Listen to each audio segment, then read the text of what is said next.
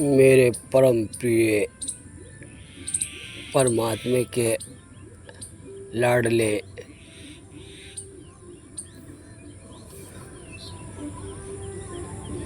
मित्रों, सादर प्रणाम।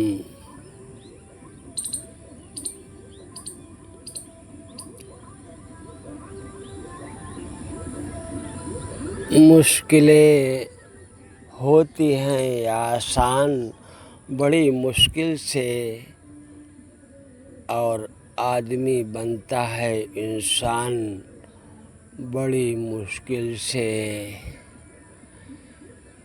मिलने को तो भगवान मिल जाते हैं, पर आँख कर सकती है पहचान बड़ी मुश्किल से, बड़ी मुश्किल से।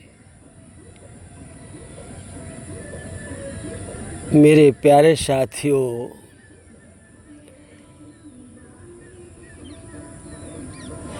जब तक इस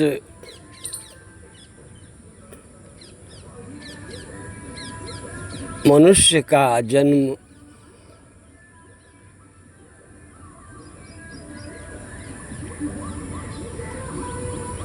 माता पिता के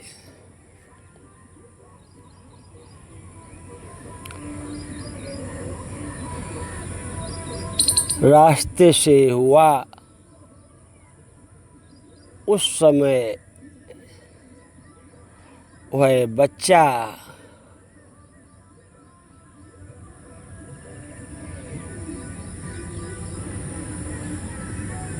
परमात्मा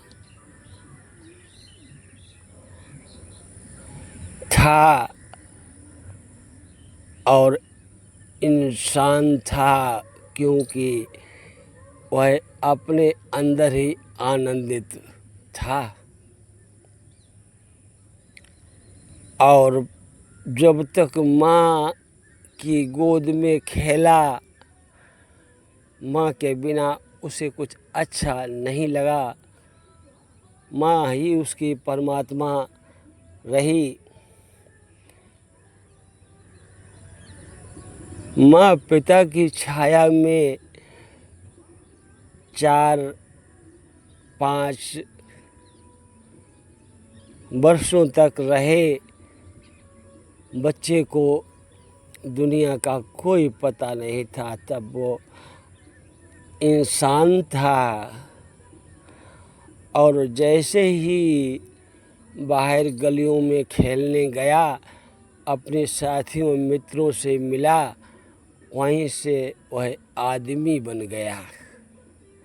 आदमी के गुण आने लगे। आदमी का मतलब अपने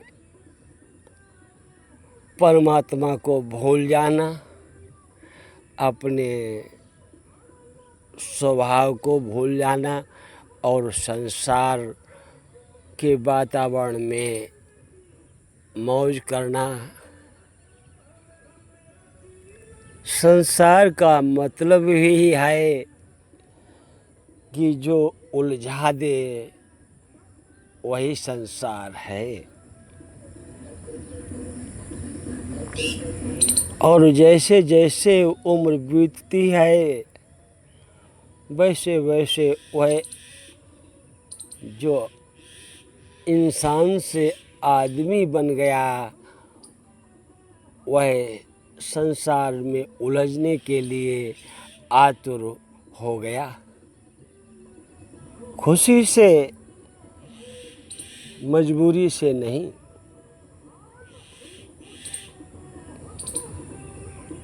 और मुसीबत तब और बड़ी हो गई जब उसने दूसरों के कहे, दूसरों को जानने के बाद अपने को छोटा मान लिया। उसका तीर अपने अंतःकरण से निकलकर संसार में भटक गया। यहीं से आदमी इंसान बनना भूल गया। बहुत मनन करने के बाद हमें इस गलती का एहसास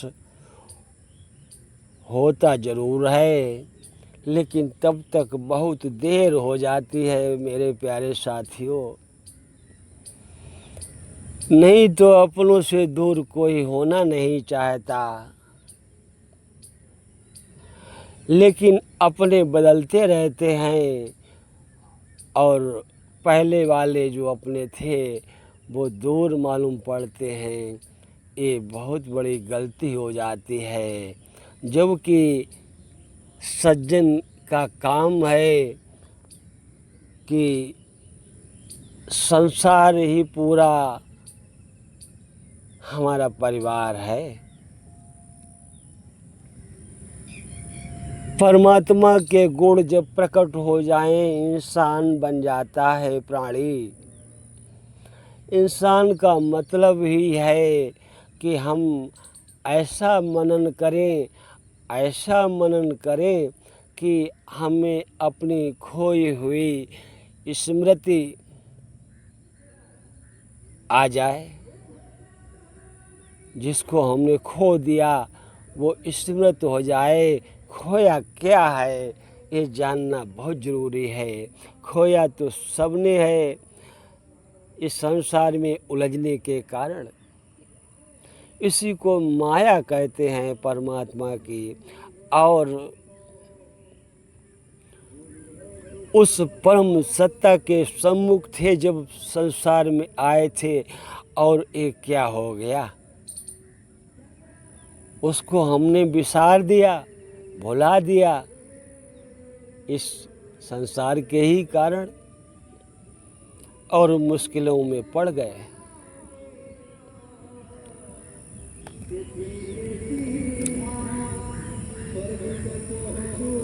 फिर क्या बोले कि बड़ी मुश्किल में हूँ, मैं किधर जाऊँ, इधर जाऊँ या उधर जाऊँ, बड़ी मुश्किल में हूँ, मैं किधर जाऊँ। मेरे प्यारे साथियों, हमेशा इस बात का ध्यान रखना कि आप अपने अंतर्मन में ये निश्चित कर ले कि आपके सिवा आपका इस संसार में कोई हितैषी नहीं है। आप जब तक अपने स्वभाव में प्रेम में बरतते हैं तब तक आप स्वर्ग में हैं। आपको स्वर्ग से दूर कौन कर सकता है। और जब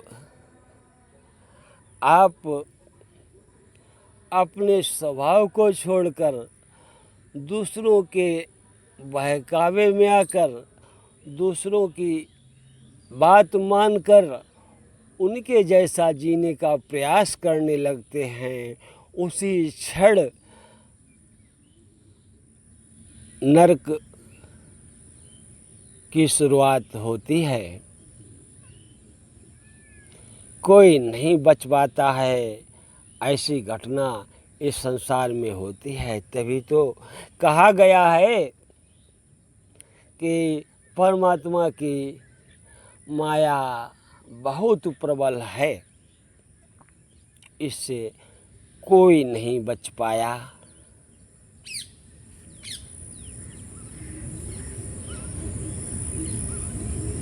संसारी रिश्ते यदि होश न हो